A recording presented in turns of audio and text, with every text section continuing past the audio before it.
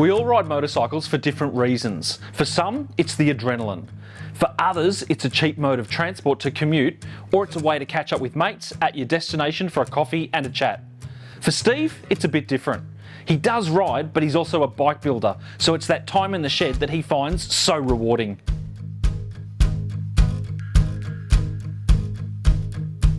My name is Steve, and I've been involved with motorcycles for 44 years.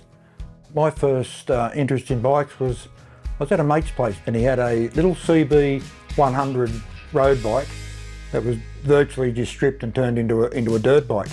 And we rode it around the paddock and he sort of learned to ride on it. And anyhow, that afternoon he said, mate, if you want it, you can take it home.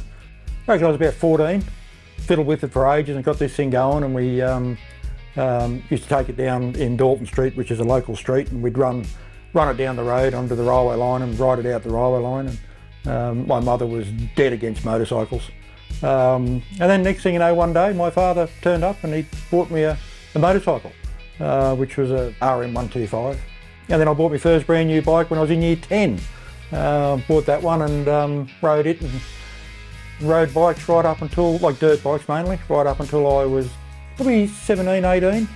And then the usual thing, girls, marriage, home, and had no more interest in motorcycles until I was 35.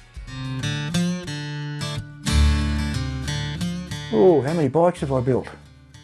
Damn good question.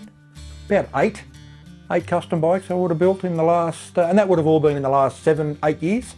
Probably one of my favourite builds would be a bike that we call Mung Dut. But in a lot of magazines it went into, I think it got the name of the Loco. It was for a bike build-off, and when I left the bike build-off the year before, I got second, and I was driving home with a mate of mine called Adam. I said, Dad, I'm going to win this thing next year. And I said, I've got this postie bike look in my head that I want to build a bike where the motor runs forward, but nothing holds the motor there. So it looks like the motor's is suspended, in midair. So I started building this trellis frame, and I married the CB 250 front end in it and the swing arm. So I used every little piece. I even used the tank from the CB and turned it into a fairing. I expanded it and reshaped it. So it's all part of it. Even right down to the fuel cap I left on the tank. And when you lift the fuel cap up, there's a little button in there. You pull it up and that's your ignition.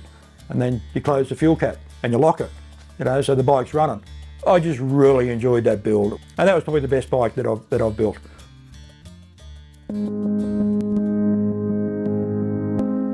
Restorations is something I really enjoy. I'm the sort of person that prefer to buy a bike to restore it than to buy a bike to ride it. And anyone that knows me all know that I own these bikes and I restore them, and they say, but you never ride it, because the enjoyment's in the build, not the ride. So I buy bikes that no one wants, because either they're damaged or too expensive to fix. And to me, it's a lot cheaper. I can buy a bike, like a $15,000 bike. I can buy it for a couple $100, spend a couple of $1,000s on it, and I've got a $15,000 bike. But I've had a hell of a lot of enjoyment doing it. Favourite brand of bikes would have to be Vespa. No, I'm just joking. There's nothing wrong with Vespas. Ducatis. I got into Ducatis not long ago. Someone always said to me, once you ride a Ducati, you'll own one. So I thought, no one's going to even lend me their Ducati, so I just bought one. Well, hurly-durly. Yep, they're a bike that everyone must ride. They go, they handle, and they stop. So I bought one, and now I've got a collection of 15. Probably my favourite Ducati would be the S2R, which is a twin valve 800 monster. For my size, bad hips, arthritis, the whole kit and caboodle, it's just the perfect bike for me to ride. I own two of them. I got the red one and I got a dark. The dark's a little bit more fun to ride because it's been kitted and exhaust and all that sort of thing, where that one there's still original. And I also thought it might be a little bit underpowered, so I come across a 916 monster, which I was nearly got it finished in the restoration of it, and that will be my go-to bike.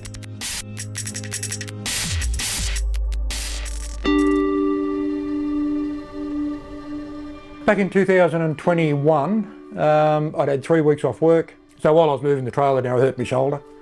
And then a week later, which was Australia Day actually, I went to pick up to do this swap of this bike, and my shoulder was really bad, it really hurt. That night, just laying in my chair and sort of rubbing the shoulder like you do when you know your shoulder's sore. And I felt this little lump there. So I made an appointment that night to go and see the doctor. Went and seen him, and he said, oh, it's probably just a lipoma. We'll just have a scan on it anyway. Had a scan on it, and the radiologist that did the ultrasound or whatever it is, she came back and said, have you got an appointment for your doctor? And I said, well, no. And she said, oh, you probably should get in sooner than later. It was a shock to my doctor more than I think it was to me. My doctor couldn't even tell me what it was. He looked at it and all he kept saying was, oh, geez, that's rare. Well, that's rare. And he printed everything out and he said, oh, we're going to have to get you into a surgeon. And I said, oh, what is it? And he said, oh, see this here, and he circled this word, and he said, when you go home, he said, Google that. He said, you won't be happy with what you read. Turned out it was what they call a soft tissue sarcoma. So then off to Sydney to see surgeons and radiologists and oncologists, and just turned my whole life totally, utterly upside down. They told me that they were going to take me to the brink of death through the chemo, which was 4 days straight, 8 hours a day, sitting in a chair. And they did that, exactly. It was a horrific time in my life. The shed disappeared, so I really had no shed life at all. I've only got back into the shed life again maybe in the last 3 or 4 months, back out there of a night, because I've always been a shed person. I do my hour and a half in the shed every single night, from 7 till 8:30, and I've done that for as long as I can remember. Just going out there and getting those smells again. And that's the other thing you lose through your chemo, because you lose all your hairs in your nose. Your sense of smell is that sensitive that it's unbelievable what you can smell. But walking back into the shed, and all those smells in my shed, which are, you've got a mixture of everything. You've got petrol, oil, mould, sawdust, and walking back in there and having that such a fine sense of smell in your nose was glorious. And it was just the world to me. So it was great to get back to the shed. Yeah. I'm in remission. The cancer's one of those ones, if it comes back, it'll be aggressive. And the sarcoma spreads to your large organs very quickly. So your heart and your lungs is normally, it spreads to quite quick. And they were all a little bit surprised that mine hadn't spread to me lungs. So I was probably pretty lucky that I got in very early. So the idea of chemo was to mop up, after the sarcoma. So it's just now having me checks with the oncologist and the surgeon every 6 months, and scans, and just keep an eye on it. Yeah. My involvement with motorcycle is definitely my saviour with my mental health.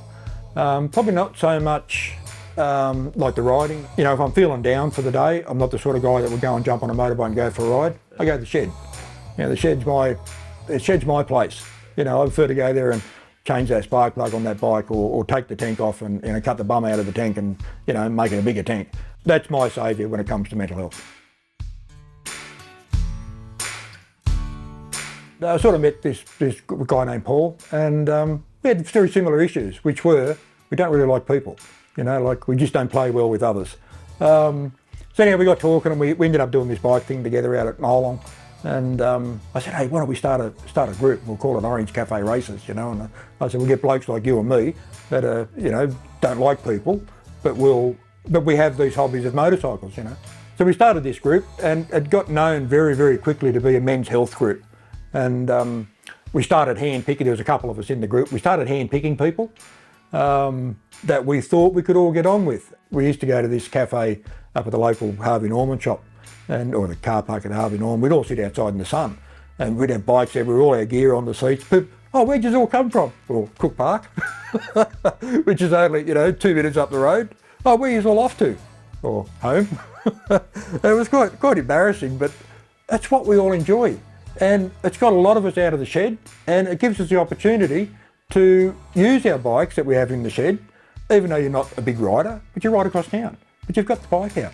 And most important thing about it is we've made friendships within that group. You know, so we've got guys that were sort of a little bit of a loner.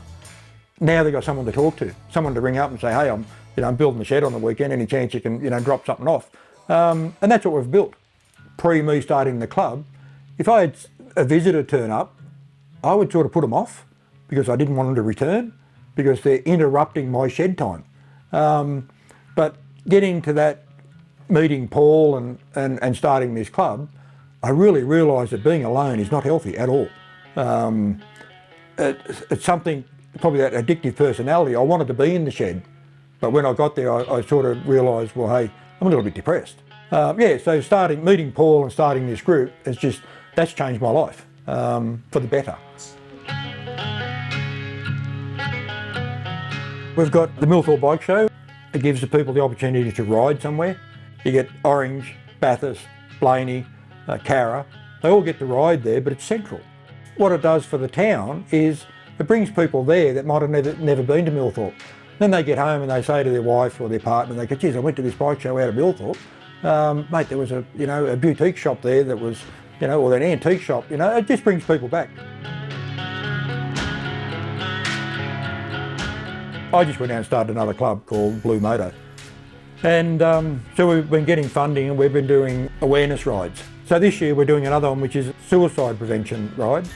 So the idea of it is to get all the guys together, not charging them, so they all come together and a little bit like our breakfast group, we all get together. You might meet someone on that ride that you click with, and that's the problem with mental health, is you've got to click with someone. Someone with mental health issues will very rarely talk to their wife, they won't talk to their children, they won't talk to their mate, but they'll talk to a total, utter stranger. So that's the idea of these mental health rides is. And if out of that 260 people, if we get 2 people to click, it's worthwhile. It helps that person.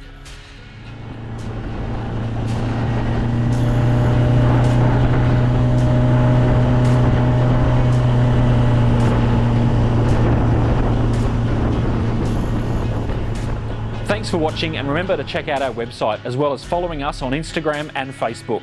We've also set up a Bike to Talk Facebook community group that's becoming a bit of a community where people ask questions and help troubleshoot. That's all for today, and remember, you can't buy happiness but you can ride a motorcycle, and that's kind of the same thing.